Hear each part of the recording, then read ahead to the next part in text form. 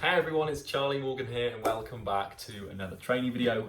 So the topic of this video is going to be a bit controversial. I'm going to be discussing why I think e-commerce is the most difficult niche to start and grow an agency in. Now I want to preface this video by saying it is not impossible to start and grow an agency in the e-commerce space. We've got agency clients that do really well in the e-com space. They sign clients, they grow, they scale, they make money. But for most people, the goal of starting an agency is to secure some financial freedom, build a six or multi-six figure income, and basically have a better life. And when they dive into the e-commerce niche, it tends to be a lot more difficult for them than it would be if they went for the appointment booking niche. So this video is more for people, like if you've got an agency, you're in the e-com space, you've landed clients and you're doing well, then this video doesn't really apply because you've already got a foothold, right? And what you'll probably find is that if you are in the e-com space, it takes a lot longer to get a foothold and that first client than it would be if you were doing brick and mortar lead gen. Long term, if you want to scale an agency, e-com is really cool and it works. But if you want to just acquire skills and get a lot of sales calls under your belt, make some money and just actually start succeeding and working for yourself, I wouldn't go with e-com. And there's a lot of reasons behind that. I'm going to break them down because I think it's important because, you know, people need to have this information because right now there's this trend in the market where everybody is moving towards e-commerce. So there is, when you start a business, right, most people struggle with critical thinking. And when I mean critical thinking, I mean actually making decisions when you've got two options, right? And you're thinking critically about the problem to see what the best solution will be. And so because of this lack of ability to think critically and make decisions for ourselves without experience, we tend to turn towards two things to sort of determine what we should do. The first is authority, the second is what everybody else is doing, i.e. social proof or groupthink. And what I observe in the agency space when people start out is they rely heavily on other people's word to figure out what is right? And that's totally normal thing to do because how do you know any differently? But the issue I see here is there's a lot of people in the agency space who have successful agencies saying you should go into e-commerce. And I'm all for that and I'm all for being like sort of giving direction and everything. But the problem comes with this, right? What you've got to realize is that all these 997 course sellers, people that sell entry-level agency courses, if they have like an agency in the e-com space, then their students will gravitate towards the e-com space because they see them as an authority. But what you have to understand is the people who teach these courses started their agencies years ago, and they have a successful agency now when the e-com industry as a niche was relatively unsaturated. And I'm not a huge fan of using the word saturation because I think it's quite a common phrase or word that people use to justify niche hopping, which is not a good thing. But when it comes to the e-com space, like I said, people are making decisions to enter this space based on authorities that have have a niche that works for them, but it only works for them because they got in early, right? Now, this is an interesting thing because niches are, or niches, whatever you want to call them, they fluctuate. You might think that's a bit weird. So I'm gonna give you a phrase here and I want you to remember it, and it's called mass niche migration. Right, and this is something that I've just coined to sort of explain what's actually going on in the market at the moment. And if you understand this and learn it, then your niche selection will become 10 times easier.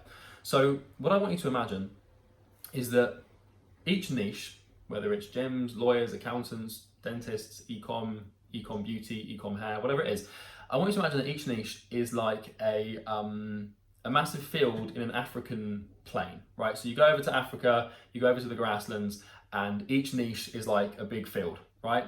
And what we find is that agency owners are like buffaloes, right? Or wild, like whatever you call them, like water buffaloes, or whatever you have in Africa, they migrate from plane to plane. And what we find is that the buffalo, i.e. the agency owner, will go and migrate to where the grass is greenest and where there's the most grass. And what will happen is the buffalo, the agency owners, will eat the grass, the agency owners will sign the clients in that plane or niche, whatever you want to call it, and then they will migrate on to They'll eat all the grass and then they'll migrate over to another plane where there's new fresh grass. And then they leave the plane that they just ate from and then they migrate back a couple of years later because the grass has regrown, and it goes around this cycle like this. And we call this mass niche migration. And that's something I've sort of realized because what we find at the moment is 4 years ago, the e-commerce niche as a whole was really green. And people could go into the plane, the buffalo could go to the plane, and there weren't many buffalo on the plane, and you could eat quite healthily, and you could land loads of meetings, and signing clients was really easy. and a lot of people saw success. And so what we have now is we have people on this plane who are eating because they've been really successful for a long time. Like they got in 3 or 4 years ago when the grass was green, and now we've got loads and loads of people, loads of buffalo, if you'd like, herding and migrating to this niche where there's not enough grass to go around for everyone. And this manifests itself in regards to people really struggling to get clients, struggling to deliver results, struggling to scale, taking them way too long to land that first client. And so we observe this happen in all niches, right? We saw this with the coronavirus pandemic, with COVID-19. What suddenly happened in all of the brick and mortar niches, the grass was not green at all, right? We had loads of agencies on one plane over here in the brick and mortar appointment setting lead gen space. And suddenly with COVID-19, this niche was sort of just cut out because no businesses could open. And so everybody flooded to the e-commerce space where the grass was greener.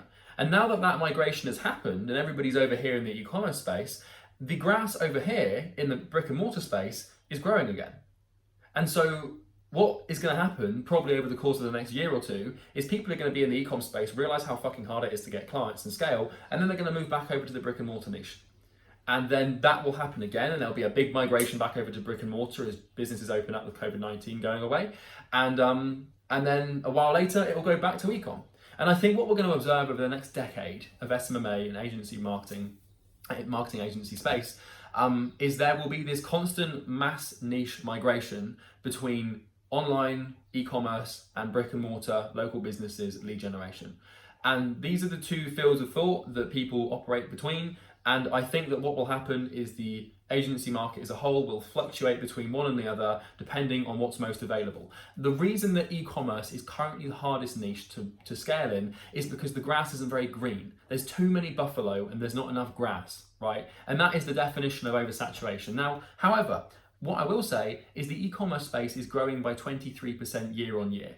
You know, by 2040, it's predicted to have this ridiculous growth. Like I did look up some statistics, but I can't remember exactly what it is. But you know, I think there's like something like 10 million e-commerce stores online. However, only I think 1 million of them make more than $1,000 a year, and even less, probably like 200,000 make more than 6 figures. So people think the e-com space is this holy grail of the niche because it's a growing market, and it is, and it will be. But right now, like we think, oh yeah, but there's 10 million e-com businesses, but only like a very small portion of them actually would qualify as a good SMMA client that can afford to pay $1,000, $2,000, $3,000, $4,000, $5,000 per month. And so what we find is that whilst it's a huge market, only a small percentile actually qualify as the niche you're trying to fit. So not everything that glitters is gold. And you need to be really careful when picking your niche that you don't go through the mode of thinking you just go for what someone else is doing that's quite far ahead, because you've got to realize they got their start in that niche years ago when everybody was migrated over to the lead gen space and a few people got into e-com and then they saw it was successful. So right now, the smart move is to understand this mass niche migration and move your way over to the brick and mortar space. Because this is where it's less competitive, and there's always gonna be competition. There's always gonna be saturation. There's always gonna be lots of people in different niches. But I think there's a way more people. The e-com space is way more concentrated right now, especially having observed this working with lots of agency owners. We've got people in the e-com space that can book a couple meetings a day quite easily. Well, not quite easily, it's difficult work, it takes a lot of time to do, of course, but then we've got other people in different niches in brick and mortar and they just book way more meetings without having a really strong offer. So that is my first point, right? Is to preface this video by saying that right now, as of me recording this, where are we? We are, what is it? It's like July 2021, the e-com space is not the best thing to do, right? But that does not mean that it won't be the best thing to do in a year from now, when everybody migrates back over and we see this oscillation between two poles. People move to here, then they figure out it's hard, and they move to here. And I'm not encouraging niche hopping. You always want to understand that no matter which niche you go into, there are going to be some painful problems that will make you want to hop to a different niche, to hop away from the problem, but you're going to hop into another problem. So I'm not saying you need to just suddenly quit. I just want to inform you and tell you what the hell's going on here so that you can understand your situation a bit better, figure out why things are the way they are, and go from there, okay? So that's the first thing, mass niche migration. Understand it, and understand that we have got I mean, dozens of people every day are being introduced to the ecom niche, and the situation's only going to get worse. And yes, there's more ecom stores being started, and yes, the industry is growing, but it's getting considerably more difficult to scale because of the amount of people in the space, right? And the problem we have is that you can get clients in the ecom space, you just have to be remarkable at what you do. You have to be able to have a better guarantee and a better offer than everybody else in the market. So don't get me wrong, if you have A-level, and I mean A-level, if you have top tier service delivery to the point where you can genuinely guarantee like a 30 or 40% increase in revenue, or a triple or quadruple ROAS deal, or if you can work on a pay on results commission basis, then you will be fine. But most people getting into the niche have never run a Facebook ad in their life, right? And so they go to these businesses in the ecom space, which is far more complex in terms of service delivery than appointment setting, and they get in and then they're like, oh shit, like I can help you grow your revenue, and then the ecom, they get no meetings. They wonder why they get no meetings, and it's because their offer is just weak, because everybody else's offer is really strong. So ecom niche is fine, you just have to be really good at what you do, and you also have to be willing to work on some sort of risky basis where you're going to guarantee results, work on a pay on results basis, or something like that, because what we find in any market, in any capitalistic environment, if capitalistic is a word, I'm not sure, but in any sort of market, what we find is that there's competition, right? And the only way you can really compete in business is to have a better product than your competitors. And over time, what we find is that the standard for guarantee goes from just being, I'll help you grow your ecom store, to I'll help you grow your ecom store by 50% over 3 months on a complete pay on results basis, and I'll give you $1,000 if it doesn't work, and I'll also fly you out on holiday if it doesn't work. And then you start, we haven't got that yet, but that's where the niche is headed, right? And what's going to happen is all the people who can fulfill on that promise of delivering some ridiculous guarantee will fall off, and the standard will be really high. So it's already really high now. Whenever we sign an ecom client for our agents, for Imperium Agency, the first thing we have to sort is the offer. And most people are like, oh, I don't know if I can do that. And I'm like, well, if you can't do it, then you can't compete. You're entering a market where you physically, or in terms of your skill set, you can't provide more value than your competitors, which means in turn you can't win, right? Whereas in the lead gen space, it's far easier for service delivery, it's easier to learn, it's more systemizable. So that's the first point. So I'm going to break down a couple of the quick points here as well, just to sort of like explain what I think is going on and why I think ecom is also a bit harder to begin with. So the second one is lead sourcing, right? Lead sourcing is much harder to do in the ecom space. It takes more time and it takes more effort, and it's harder to find these business owners. They're out there, they're possible, you can find them. However, it takes considerably longer to actually find the businesses in the first place. You have to invest more money. If you're starting an agency, cash is king, and before you know it, you spend most of your savings on lead sources, or most of your time in your day is spent going through Instagram or LinkedIn and filling out a spreadsheet, and then you don't even have a very good offer anyway, so you reach out to the businesses, they don't reply, and you feel like you've just wasted your time. So lead sourcing is number one. I'm going to contrast this with the brick and mortar space, because in the brick and mortar space with lead generation, appointment setting industries like gyms, salons, etc., it just requires one quick search, and then you know the business, then you can find the business owner and reach out to them. Whereas with ecom, you can't just run a search, it takes a lot longer, and it's a lot more painful. Second point, service delivery. Service delivery in the e-commerce space is 10 times harder than service delivery in the appointment setting space, right? Maybe not 10 times harder, I might be exaggerating a bit, but if you want to be competitive and you want to win and you want to outcompete people in your market, you have to be really good at service delivery. With appointment setting, it's literally just a question of having a landing page, a thank you page, and a couple of text messages that follow up on that person to book them in for an appointment. And then you have a couple of ads that run. And the beautiful thing about the appointment setting space or the lead generation space is that you can, if you're in a good niche, you can repeat the same process over and over and over again for every single client. And the problem with ecom is that it's not repeatable, it's not systemizable, and your service delivery has to be different every single time. And as a result of that, it means you have to pay media buyers or people who have more experience than you to actually run the campaigns for you. And that's a problem, because you immediately lose control over the one thing that matters, which is service delivery and getting clients results, and you take a complete cut on your profit margins. So let's say you start out, you're planning on charging $1,000 a month for e-commerce, And then you also plan on charging $1,000 a month for lead generation. In e-commerce, because you're new to the market or because you're not great at marketing yet, you have to pay $600 a month for a media buyer, which cuts your profit margins by 60%. In the lead generation space, you can just go ahead and literally go on ad library and look at some funnels that other people are using in your niche, copy them, make a few edits, and then you've got your service delivery sorted. You keep the $1,000. Might take you a day or two to do, but you see my point. Like, it's so much easier to deliver, and that means it's more profitable, and it also means it's more repeatable, more scalable. So with our agency, with NorthFlow Consulting, every single client we sign up, we use the same ads, the same funnel, the same sequence. And that means that we can get clients on board and deliver them results literally within days. Whereas ecom agencies take like 14 days, right? We can start generating return on investment and appointments for our clients within 2 or 3 days of them coming on board and signing up. Right, and so they're happier with us because they make more money, they stay for longer, and it's just, for us, it's just boom, it's done. There's no expertise required. We don't have to hire anyone to do this except from a VA to follow an SOP that we've already figured out for the clients. So we can have our service delivered by a virtual assistant because it's so straightforward and there's no critical thinking required every single time. We've done the critical thinking initially, and then we just repeat the same thing for every client. And of course, we're always making improvements and amendments to it, but you see my point. It's a lot more straightforward, right? And with ecom, you have to have a media buyer, or everything's different with the appointment setting, the brick and mortar space. If you have a problem for a client, you've probably had that same problem for other clients before, and you probably already solved it. Whereas with ecom brands, because they're all different, you're going to have different problems, unique problems, and it just, it's a bit trickier to solve. So that's the second one, is service delivery.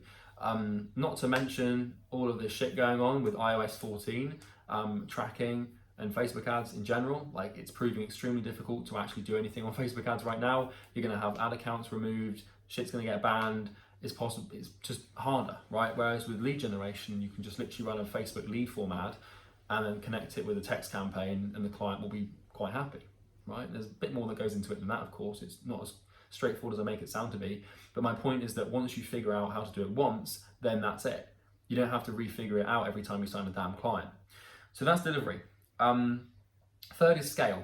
So one of the main arguments I see for people in the ecom space is, oh yeah, but you can scale with your clients, right? They say, if you want a 100K a month agency, in lead generation, you might need to have 50 or 60 clients, each paying you like 2K a month, whatever. Whereas in ecom, you can have 10 clients paying you 10K a month.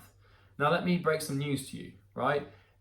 If you scale an ecom store to a certain point, they will take their marketing in-house, right? People have this vision of having an agency where you've got like 4 or 5 clients, each paying like 10K a month, and you only have to work like a couple of hours a day, and then you're sorted, right? And there's nothing else to do, and you've got like great relationships with like 4 or 5 clients, you've got contracts with them for 6 months, and you can scale them to the moon. Well, unfortunately, that's not quite how it works. It is to a certain degree, because I've got friends in the agency space who have that model working for them, and it's not as great as you think, because if you lose one client, you literally lose like 25% of your revenue, and it's a horrible thing to go through. But like, what you've got to realize is these ecom stores, they want to grow, they've got missions of their own, and what they understand is that the best way for them to do that eventually is to take control of their marketing and to take it in-house. So by scaling them and helping them scale, you are firing yourself. If you get so good to the point where you scale them up to a certain level, then they will take their marketing in-house. They will hire a marketing person and they will fire you. Maybe keep you on as a consultant or something like that, but it's not as profitable. So there's this argument with ecom, oh yeah, but you can scale with your clients and you can grow with your clients, but ultimately you're just leading yourself towards death, because you're going to scale them to a certain point where they turn around and say, hey, it's now time for us to take our marketing in-house. You've done a great job for us, but unfortunately we don't want to move forward, because it's, why would we pay an agency 10 grand a month when we could pay a CMO 10 grand a month and have them do way more than what you're currently doing for us? That's the problem, and that's what happens. And I've seen it happen to people in the ecom space who have had a lot of success. They have this model and then it all comes crashing down. So that's the point of scale. And obviously, I'll tell you what scales, and that's repeatable systems, right? It's having something that you can do over and over and over again without having to like think about it, right? Whereas e-commerce is much more complicated. Now that will never change, and you can scale an e-com agency, and I've spoken to people who have 100, 200K a month e-com agencies with different models, and they do really well. But remember, they started 4 or 5 years ago. They built that momentum way earlier, okay? So that's that. And then the next one is margins. I talked a bit about this earlier, but the profit margins on an appointment setting agency are usually much higher than margins on a e-commerce agency, at least profit margins. And that's because with e-commerce, you've got to account for higher media buying costs, staffing costs, right? It's because the job is more complicated and because service delivery is more complicated and it's probably going to take a lot of time, you have to hire that out. So pretty much immediately, like I see this all the time where people start an agency and the first action they do is hire a media buyer or get one on board that can handle their clients, which is a pretty good move because otherwise you have no testimonials or proof of concept to deliver results. But then as soon as you sign a client, you immediately lose 50% of your revenue, right? And I don't see that happening in any other business when you start and you just, literally before you even take the money, you've already lost 50% of it. Like it just seems crazy to me that it would make so much more sense to start in the lead gen space and have a more simple process for your client delivery, do it yourself for a while, scale to 10K a month, and then start thinking about ecom, because then you've got some marketing experience and some sales experience. And that's that. So that's those are the points. Obviously the first one is the mass niche migration. Lead sourcing is an issue. Client delivery is harder in the ecom space. Scale is actually harder in the ecom space because you're probably going to get fired or you're going to make your business fragile by depending on a few limited income sources. Systemization in the ecom space is significantly more difficult, and also margins are probably going to be lower in the agency as well. So I don't want this to be a video that I don't want it to sort of come across as a sort of like I'm shitting on the ecom niche, because it is a viable niche and I know a lot of people who have grown successful agencies in it. It's just not always the best fit for people starting out or people that are in the really early days of their agency that are, just getting a foothold. Like maybe they've got a client or two, a couple of clients, but they've been struggling. Like basically, if you're struggling to get clients, something's seriously wrong with your business, and it's probably service delivery, or it's probably just because your offer doesn't quite compare with what everybody else is offering, right? It all comes down to the offer at the end of the day. And if you can't compete on that level, you can't compete at all. Whereas in the appointment setting space, it's quite easy to figure out what works and then guarantee a certain result, and then that's that, and you're pretty much sorted. So don't get me wrong, appointment setting, lead generation niches like gyms, salons, beauty salons, lawyers, insurance agents, they have their own problems. There's loads of problems over there. They're very painful to solve, just as much as they are painful in ecom. But if your goal is to just build a multi-six-figure income for yourself and have a sort of the least stressful and most profitable way of doing that, will not be ecom. Not for now. Right, this is the key. Remember, we've got ecom, we've got lead generation, and we've got the buffaloes that sort of migrate between these two planes to wherever the grass is greener. So right now, the grass is, in my opinion, having worked with quite a few agencies and observed the market from a third perspective, in my opinion, the brick and mortar space is currently greener in terms of how easy it is to get clients, how easy it is to deliver results, and the e-commerce space is pretty much bone dry. It's not bone dry, it's still possible to get clients, it's just harder. And as far as I'm concerned, I don't know why anyone would want to make it harder for themselves. So I felt kind of like duty bound to just record this video just to sort of shed some light on the situation at hand here, because I think a lot of people are buying courses that were created a few years ago that would have worked a few years ago. But since then, the migration has happened, you're a bit late to the party, the train has already left, and you're basically putting yourself up for some trouble before you even, go from the word go. You're sort of already down, if that makes sense. And I don't want that to happen to you. So yeah, and this is a bit of a controversial video. I know a lot of people are in love with the ecom niche, and anyone watching this who's in the ecom niche, I don't want you to suddenly quit and cancel and get out of it just because I've said this. I want you to just be more informed and have a better understanding of why you're struggling, so you can actually come to reason with it, instead of trying to just, maybe just blaming yourself or freaking out. And everything will always be your fault. Never forget that. It's always our responsibility, but it's my responsibility to give you some information on why I think this is the case, right? So that's everything for today's video. If you like this video and if it gave you some valuable insight into a problem you have or helped you solve something, then there's a button that allows you to like it, and it would go a really long way if you press that one for me. Don't forget to subscribe. I release videos like this pretty much every single week where I'm just talking to a camera, shedding some light just on my experience in the agency space. And if you felt like you disagree with anything, or there's anything that you agreed with or wanted to discuss, then drop a comment down below and we can open up a discussion. I don't get many comments at the moment because it's still a new channel, but I'm sure in due course we will start to have some discussions down there. So that's everything from me. Thanks for watching this video, and I've got nothing to sell you, so I'll see you in the next one. Take care. Cheers.